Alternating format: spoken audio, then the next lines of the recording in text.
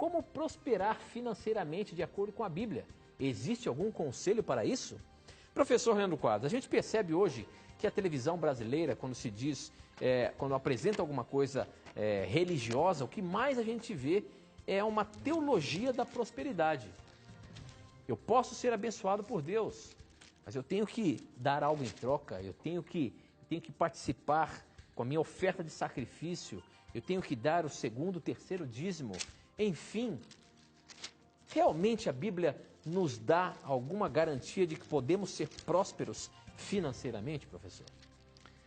Essa é uma pergunta, Tito, importante para o contexto religioso atual, porque a Bíblia realmente apresenta o desejo de Deus fazer com que seus filhos prosperem.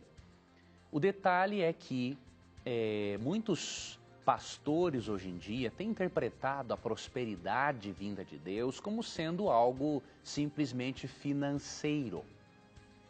Porém, quando vamos às Escrituras, percebemos que mesmo Deus abençoando financeiramente aos seus filhos, as bênçãos de Deus são muito mais do que isso. Em primeiro lugar, as pessoas precisam entender ao estudarem a Bíblia que o maior propósito de Deus não é dar dinheiro para o ser humano. O maior propósito de Deus é salvar o ser humano da morte eterna e do pecado, né? Então, em Romanos capítulo 6, verso 23, é um dos textos mais importantes para nós compreendermos o propósito do Evangelho. Pois o salário do pecado é a morte, mas o dom gratuito de Deus é a vida eterna em Cristo Jesus, nosso Senhor. Então temos que ter em mente uma coisa: o mais importante é a salvação eterna, o mais importante é o reino de Deus, porque Cristo morreu na cruz para pagar pela nossa desobediência.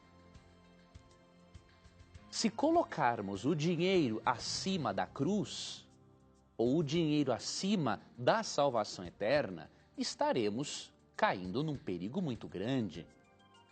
Até mesmo porque o apóstolo João fala que o amor ao dinheiro é a raiz de todos os males, né? Jesus fala isso. Agora, Deus deseja realmente abençoar o seu povo, mas o seu povo precisa ter em mente uma coisa: o princípio de Mateus 6,33. Buscar em primeiro lugar o reino de Deus e a sua justiça, e as outras coisas vos serão acrescentadas. Então, o reino de Deus, a salvação eterna, as coisas espirituais, sempre em primeiro lugar. E a questão financeira vem em segundo plano. O problema é que muitas igrejas, talvez até mesmo sem querer, acabam colocando a questão financeira em primeiro plano, acima de querer salvar o ser humano das suas dívidas. Deus quer que o ser humano seja salvo da morte eterna. E Deus deseja que o ser humano aprenda a administrar aquilo que o ser humano recebe. Então Deus, Ele quer fazer os seus filhos prosperarem, mas essa prosperidade virá se o ser humano também fizer a sua parte. Por exemplo, como que Deus vai prosperar o indivíduo que está acostumado a gastar mais daquilo que ele ganha? Aí, obviamente, Deus não pode fazer nada mais. Todo milagre é o resultado da combinação do poder divino, mas também com o esforço humano. Vou ler aqui alguns textos para você ver como que ocorre a prosperidade de um filho de Deus na Bíblia e o que é essa prosperidade. O primeiro texto se encontra em Provérbios 11, 25. Diz assim: o generoso prosperará. Quem dá alívio aos outros, alívio receberá. Aqui é uma lei espiritual muito importante. Quanto mais você é generoso com as pessoas, né, mais você é abençoado. Na conta bancária divina, ou seja, no sistema de poupança divino, quanto mais você compartilha o que tem, estou me referindo até mesmo ao próximo, não estou dizendo dar dinheiro, todo o seu dinheiro para a igreja, como muitos ensinam. Mas quanto mais você é generoso com aqueles que precisam, mais você vai prosperar. Então esse é um primeiro texto importante. O segundo está em Provérbios, capítulo 28, verso 20. O fiel será ricamente abençoado, mas quem tenta enriquecer-se depressa não ficará sem castigo. Veja, o fiel, aquele que busca Deus, aquele que é fiel no seu trabalho, que faz o seu melhor, ele vai ser ricamente abençoado.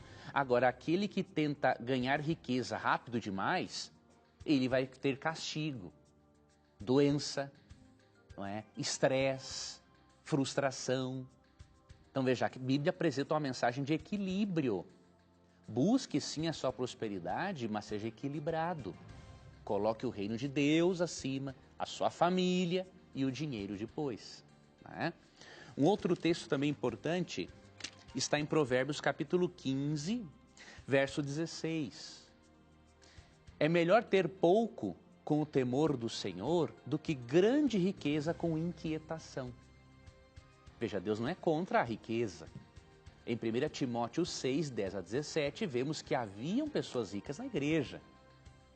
Deus conta com os seus filhos ricos para abençoar a vida de outros e a pregação do Evangelho. Porém, esse texto mostra que mais importante do que isso é o temor do Senhor. Porque o texto diz assim, é melhor ter pouco com o temor do Senhor do que grande riqueza com inquietação. Percebe? Deus quer a bênção dos seus filhos, mas a prosperidade material não está acima dos planos de Deus, mesmo que a prosperidade material faça parte dos planos de Deus. Outro texto, Provérbios capítulo 28, verso 6. Melhor é o pobre íntegro em sua conduta do que o rico perverso em seus caminhos. Mais uma vez, se tivermos de escolher entre riqueza e um bom caráter, é melhor o bom caráter. Agora, se Deus lhe proporciona ter riquezas com o seu bom caráter, maravilhoso. Eu estou lendo esse texto para você perceber que Deus coloca questões de caráter e espirituais acima do dinheiro, e não que Deus é contra o dinheiro. E aí eu vou ler aqui só mais dois textos. Um deles, Eclesiastes 4, verso 6, que diz assim, ó. Melhor é ter um punhado com tranquilidade do que 2 punhados à custa de muito esforço e de correr atrás do vento. Você tem que priorizar também a sua paz de espírito. Se você é um empreendedor, tem empresas, isso é muito bom. Deus quer que você seja abençoado com o fruto do seu trabalho. Agora, se for para você ficar abrindo muitas empresas e perdendo o sono, por não conseguir pessoas capacitadas para administrar e delegar funções, então é melhor você viver com menos, mas viver o quê? Na sua tranquilidade, para ter paz mental e saúde. E o último texto que vamos ler se encontra em Provérbios 30, 7 a 9, que eu creio que esta é a oração mais importante para fazermos em relação à prosperidade.